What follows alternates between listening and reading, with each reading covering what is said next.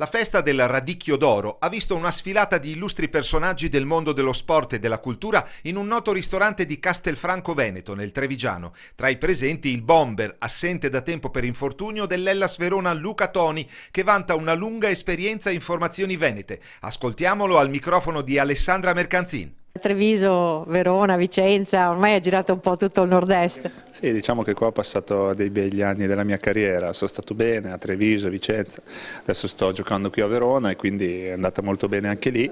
Mangiava il radicchio qui a Treviso? Sì, lo mangio ancora perché poi mio suocero è di Treviso, quindi ogni tanto me lo porta giù. La squadra sta un po' risentendo di questo infortunio.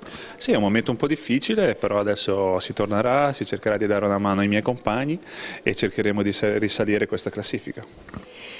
È successo qualcosa allo stadio di molto grave a Parigi e non solo allo stadio e ci si domanda come reagire nei nostri stadi con il nostro sport. Ma secondo me c'entra poco lo stadio perché gente che veramente c'entra poco col calcio, con le religioni, perché non penso che farsi saltare per aria oppure ammazzare a caso voglia dire ammazzare un cristiano, un musulmano o un buddista. Sono gente che secondo me è un po' squilibrata e quindi bisogna cercare di combatterli e cercare di non farsi venire l'ansia perché altrimenti facciamo il loro gioco, perché penso che è giusto che il calcio continui come i concerti, come altre cose, perché bisogna continuare a vivere serenamente sapendo che magari possono esserci queste cose così spiacevoli, ma cercheremo di combatterle tutti uniti e penso che ci salteremo fuori.